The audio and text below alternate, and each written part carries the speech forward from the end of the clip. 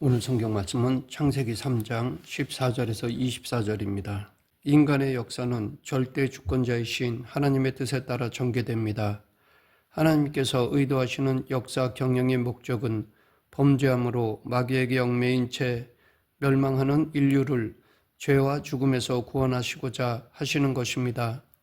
이를 위하여 독생자 예수를 세상에 보내셨고 그의 탄생과 십자가 죽음과 부활과 승천 등 그 모든 과정을 통하여 구속사역을 전개하셨으며 거기서 얻게 되는 구원의 열매는 성령이 주도하는 성도들의 삶을 통하여 거두어들이게 하는 것입니다. 이와 같은 하나님의 역사 경영을 우리는 구속사라고 합니다.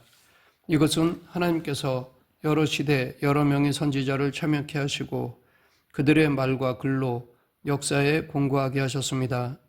우리가 성경을 통해 하나님의 뜻을 헤아리고자 할 때 어디까지나 구속사적 관점에서 이를 조명해야 되고 또 거기 감추어진 신비한 도리를 풀어가는데 예수 십자가라고 하는 키워드를 사용하지 않으면 안 된다는 사실을 알아야 합니다.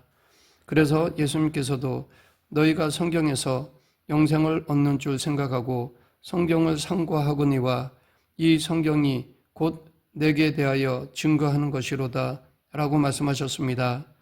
예수님 당시의 유대인들은 구약 성경을 가지고 예수님을 배척하였습니다.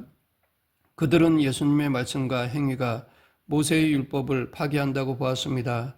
그러나 성경은 모세도 예수님을 소개한 자요 그의 율법이나 행위가 다 예수님을 드러내는 것으로 말하고 있습니다. 오늘 본문은 인류의 시조가 선악과를 먹고 하나님께 범죄한 후 하나님으로부터 심판을 선고받는 내용입니다. 이때 하나님께서는 이 죄를 유도한 뱀과 거기 유혹되어 남편에게 선악과를 먹게 한 하와 그리고 계약의 당사자인 아담에게 형벌을 내리시면서 그 속에 앞으로 오실 구원자 예수님을 숨겨두셨습니다. 우리는 이를 신학적으로 원시복음이라고 부릅니다.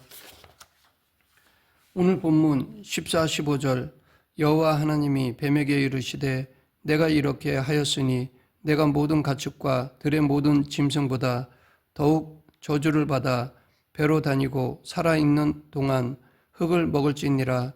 내가 너로 여자와 원수되게 하고 내 후손도 여자의 후손과 원수되게 하리니 여자의 후손은 내 머리를 상하게 할 것이요 너는 그의 발꿈치를 상하게 할 것이니라 하시고, 성경에는 뱀을 사단이라고 하거나 사단을 뱀으로 표현하고 있습니다. 요한계시록 12장 9절 큰 용이 내어 쫓기니 옛 뱀 곧 마귀라고도 하고 사단이라고도 하는 온 천하를 꿰는 자라. 뱀도 하나님께서 지으신 피조물입니다. 하나님께서 지으신 피조물의 본래 모습은 다 좋은 것입니다. 창세기 1장 25절 하나님이 땅의 짐승을 그 종류대로 육축을 그 종류대로 땅에 기는 모든 것을 그 종류대로 만드시니 하나님의 보시기에 좋았더라. 그러나 아무리 아름답고 좋은 것도 마귀의 수중에 들어가면 나쁜 것이 되고 맙니다. 마귀는 뱀의 강교한 성품을 이용해서 여자에게 접근하게 하였고 마침내 범죄하게 만들었습니다. 이후 뱀은 마귀 사단의 도구가 되어 온 천하를 깨고 타락하게 만들다가 결국은 하나님의 심판을 받고 무저갱에 들어가게 됩니다. 오늘 본문 15절에 뱀의 후손과 여자의 후손이 등장합니다. 뱀의 후손은 마귀의 세력을, 여자의 후손은 장차 범죄한 인류를 구원하기 위하여 사람의 몸을 입고 세상에 오실 예수 그리스도를 의미합니다. 이때 이미 하나님께서는 죄로 인하여 멸망에 이르게 된 인간을 불쌍히 여기고 죄와 죽음에서 구원하실 계획을 밝히신 것입니다. 바로 예수 그리스도의 십자가입니다. 그래서 이 말씀을 최초로 예수님을 세상에 보내시겠다는 하나님의 언약이라고 하여 원시복음이라고 부릅니다. 예수님께서 세상에 오시는 그때부터 사실상 마귀와 싸움은 시작되었습니다. 오늘 본문 15절에 하나님께서는 뱀과 여자의 후손 사이를 갈라놓았고 서로 원수가 됨을 밝히셨습니다. 결국 이 둘은 생사를 건 싸움을 하게 되었고 발꿈치와 머리를 상하게 되는 결과를 가져오고 말았습니다. 뱀이 여자의 후손의 발꿈치를 무는 것처럼 사단은 수없이 예수님을 공격하였습니다.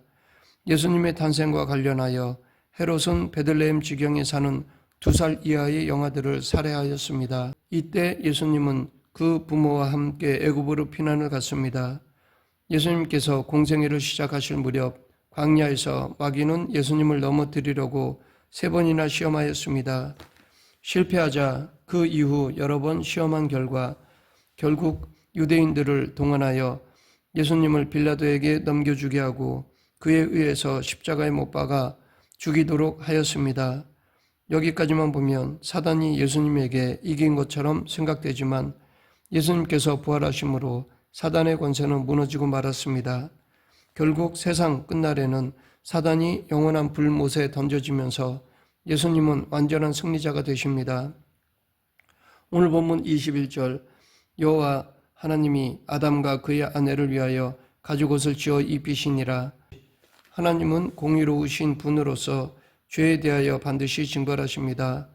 또 한편 하나님은 사랑이 많으신 분으로서 죄와 형벌 아래에 있는 인간을 긍휼히 여기시고 회복시켜 주십니다. 여기 벌거벗은 아담과 그 아내를 위하여 가죽옷을 지어 입히신 것도 하나님의 공의와 사랑을 보여주시는 것입니다. 사람이 벌거벗었다는 것만으로 불행이라고 말할 수는 없습니다. 누구나 다 어머니 뱃속에서 나올 때는 벗은 몸으로 나옵니다.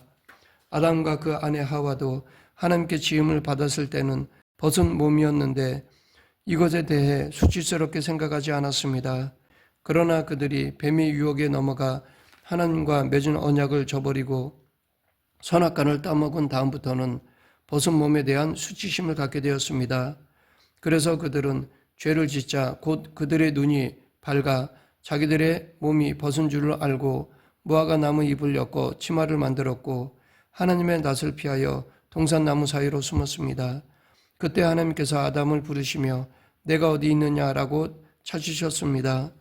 이때 아담은 내가 동산에서 하나님의 소리를 듣고 내가 벗었으므로 두려워하여 숨었나이다 라고 하였습니다. 벗은 몸과 수치스러움은 인간의 범죄로 인한 결과입니다.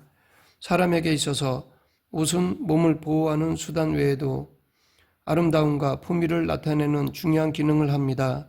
사람이라면 누구나 벌거벗은 상태로 자기 몸이 드러나는 것을 수치스럽게 생각합니다. 아담과 하와는 범죄한 후 눈이 밝아져서 저희의 벗은 몸을 발견하고 손수 옷을 만들어 입었습니다. 이렇게 그들이 자기 벗은 몸을 가리기 위해 노력하는 것은 이해할 수 있지만 그것이 무화과 나무 잎으로 엮은 치마라고 할 때 인간적으로 안타깝고 한심한 생각이 들기도 합니다. 왜냐하면 무화과 나무의 잎이 그들에게는 손쉬운 재료였을지라도 그것이 옷으로서의 기능을 할 수 없기 때문입니다. 결국 이들의 행위는 인간이 자기의 죄와 허물을 스스로의 힘으로 해결할 수 없다는 것을 보여줍니다. 이사야 1장 18절 여호와께서 말씀하시되 오라 우리가 서로 변론하자. 우리 죄가 주홍 같을지라도 눈과 같이 희어질 것이요 진홍같이 붉을지라도 양털같이 되리라. 범죄한 인간은 자기가 가지고 있는 지식이나 재물이나 권력 등으로 옷을 만들어 죄와 허물을 덮어보려고 애쓰지만 결국 그것은 무화과 나무 잎의 옷처럼 허무한 것이 되고 맙니다. 오직 하나님께서 지어주시는 은혜의 옷을 입어야 됩니다. 그 옷이 바로 예수 그리스도입니다. 가죽으로 지어 입히신 옷은 무화과 나무 잎처럼 일회용이 아닌 완전한 옷이지만 가죽을 제공하는 짐승의 피와 생명이 희생되어야 합니다. 이는 예수 그리스도께서 십자가에서 피를 흘리시고 생명을 주신 것을 상징합니다. 이렇게 예수님의 피로 죄사함을 받은 우리는 거룩한 삶을 살아야 합니다. 그래서 사도 바울은 로마서 13장 14절에서 오직 주 예수 그리스도로 옷 입고 정욕을 위하여 육신의 일을 도모하지 말라라고 하였습니다. 범죄한 인간에게는 하나님의 진노와 형벌이 내리게 되지만 거기에는 반드시 하나님의 긍휼과 은혜도 함께합니다. 본문 말씀은 죄와 형벌 아래에 있는 인간을 구원하기 위하여 예수 그리스도를 약속하시는 최초의 복음이 숨겨져 있습니다. 예수님께서도 건강한 자에게는 의원이 쓸데없고 병든 자에게라야 쓸데있느니라 내가 의인을 부르러 온 것이 아니요 죄인을 부르러 왔노라 라고 말씀하셨습니다. 오늘 본문 16절 또 여자에게 이르시되 내가 내게 임신하는 고통을 크게 더하리니 내가 수고하고 자식을 낳을 것이며 너는 남편을 원하고 남편은 너를 다스릴 것이니라 하시고, 이 말씀은 뱀이 유혹에 빠져 선악과를 따먹고 남편에게도 먹게 한 하와에게 내린 징벌입니다. 그런데 하나님께서는 이와 같은 징벌 가운데서도 여인이 누릴 수 있는 가정의 행복을 주셨습니다. 여기 남편을 원하고 남편의 다스림을 받는다라는 것은 부부간의 질서를 말하는 동시에 진정한 사랑과 존경으로만이 가정의 행복이 보장된다는 것입니다. 더욱이 여인에게 있어서 잉태의 고통은 해산하는 고통과 함께 엄청난 희생을 치르게 하는 일이지만 그 결과로 얻는 기쁨은 비길 수 없이 큰 행복을 가져오게 합니다. 그래서 예수님께서도 여자가 해산하게 되면 그때가 이르렀으므로 근심하나 아이를 낳으면 세상의 사람 난 기쁨을 인하여 그 고통을 다시 기억지 아니하느니라 라고 말씀하셨던 것입니다. 계속해서 19절 내가 흙으로 돌아갈 때까지 얼굴에 땀을 흘려야 먹을 것을 먹으리니 내가 그것에서 취함을 입었음이라. 너는 흙이니 흙으로 돌아갈 것이니라 하시니라. 여기에는 아담에 대한 두 가지 징벌이 담겨 있습니다. 하나는 땀을 흘리며 수고를 해야 먹을 것이 생긴다는 것입니다. 그 이유는 인간의 범죄로 인하여 땅이 저주를 받았기 때문입니다. 그리고 다른 하나는 반드시 흙으로 돌아간다는 것입니다. 즉 죽는다는 것입니다. 그러나 여기에도 하나님의 긍휼이 담겨 있습니다. 사람이 사는 날 동안 정직하게 땀 흘리며 수고를 하게 되면 거기에 합당한 열매가 열리게 됩니다. 이것이야말로 최상의 보람이요 행복입니다. 또 한 가지는 죽어서 흙으로 돌아가는 인생에게 부활과 영생의 소망을 주신 것입니다. 이것은 예수 그리스도의 십자가 죽음과 부활로 말미암아 우리에게 확실한 증거가 되었습니다. 마지막으로 24절 이같이 하나님이 그 사람을 쫓아내시고 에덴 동산 동쪽에 그룹들과 두루 도는 불칼을 두어 생명나무의 길을 지키게 하시니라. 본래 하나님께서 인간을 창조하실 때 당신의 형상으로 지으시고 그들에게 복을 주시며 생육하고 번성하여 땅에 충만하라 라고 하셨습니다. 또 그들을 위해서 동방의 에덴의 동산을 창설하셨습니다. 그러나 아담의 범죄는 이 아름다운 에덴의 낙원을 잃고 세상을 방황하는 불행의 길로 들어가게 하였습니다. 하나님께서 주신 낙원을 빼앗긴 인간들이 스스로의 힘으로 지상 낙원을 회복하려고 애썼지만 이것은 한 번도 이루지 못하는 유토피아가 되고 말았습니다. 그러나 예수 그리스도의 대속으로 말미암아 천국에 대한 소망을 가지게 되었습니다. 예수님께서는 내가 너희를 위하여 초소를 예비하러 가노니 가서 너희를 위하여 초소를 예비하면 내가 다시 와서 너희를 내게로 영접하여 나 있는 곳에 너희도 있게 하리라 라고 약속하셨습니다. 예수님만이 우리에게 참 평강을 주십니다. 말씀을 맺겠습니다. 아담의 불순종은 낙원을 잃어버리고 죽을 수밖에 없던 우리가 예수 그리스도의 대속으로 말미암아 천국에 대한 소망을 가지게 되었습니다. 그런데 이 은혜가 이미 창세기에 기록되어 있습니다. 즉 이미 하나님은 연약한 인간을 위해 구원을 계획해 두신 것입니다. 우리는 이 복된 소식을 전해야 합니다. 하나님의 공의와 사랑, 그 공의와 사랑을 이룬 예수님의 십자가, 그 십자가를 우리 한 사람 한 사람에게 적용해 주신 성령님의 사역, 이 복음을 전하는 저와 여러분이 되길 간절히 축원합니다. 기도하겠습니다.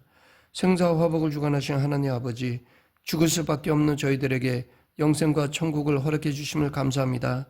예수님 이름으로 기도드립니다. 아멘.